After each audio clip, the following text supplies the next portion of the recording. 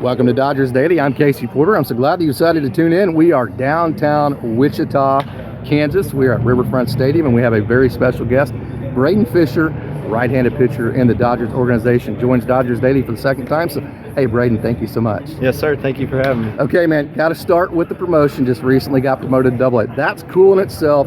Obviously, moving up, that's the goal. But then being from League City, Texas, you're moving that much closer to home. I know Mom and Dad have already been to Tulsa, so that has to be cool. Oh yeah, it was awesome, man. I know the parents like traveling a lot. They were excited in spring training to hopefully get the chance that I was going to be in Tulsa and get to come watch some more games.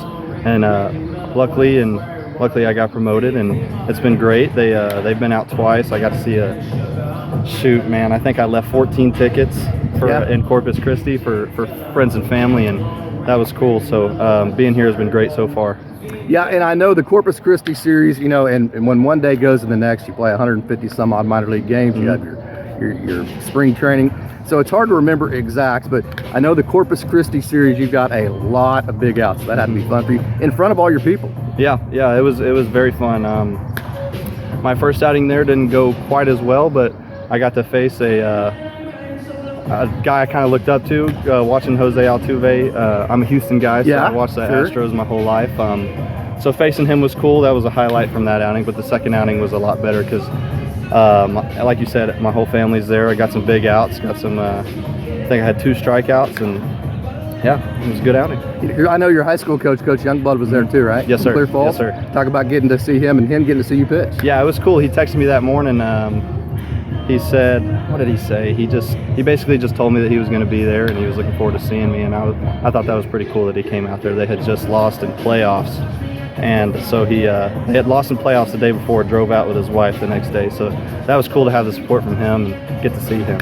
Okay, so your breaking ball. I'm going to let you go ahead and tell the story. Obviously, it's devastating. I have video all over my social media platforms with your breaking ball. Yes, sir. Talk about how you actually came to acquire that pitch. All right, funny story.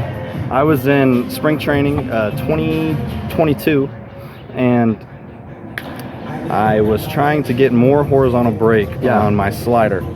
So pitching coach Ian Walsh was trying to help me get more horizontal break in my slider, and he goes, hey, just try and throw it like a curveball, because at the time I had a real problem with doing anything that involved moving my hand other than throwing a fastball. So he was like, just try and throw a curveball, throw the back of your hand. I was like, all right. And I threw one, and just gradually over the week that we were working on it, it just slowly became a curveball. And I was like, hey, maybe I just keep the slider that I have and throw a curveball. And he was like, hey, I mean, if you can throw it for strikes, then let's do it.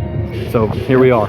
So 3-pitch mix, the big 4-seam and the curveball slider, is that right? Talk about your stuff right now. Yes, sir. 4-seam, you know, could be harder. I've been working on trying to throw harder, but right now, you know, it's got the ride that I want it to have, and I've kind of been cutting it a little bit. Nice. And I kind of like that a lot. So, but right now, the curveball's been the pitch for me. I'm in the zone too, right? Yes, sir. Yeah. I'm landing it, and I can throw it for a strike. And I think I like doing that more than I like throwing it for a strike and just getting guys that freeze than I do to get bad swings on it. So, but the slider's been the same as it's always been, you know, just a little bullet slider. I throw it pretty hard for being a slider, and almost cutterish. Yeah, it's more of a cutter.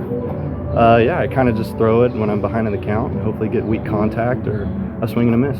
Okay, so, you know, I've said this many different times. You do your best work whenever it matters the most. You know, with the guys on base, the game's on the line, you seem to just really ride that adrenaline, don't you? Yeah, I do.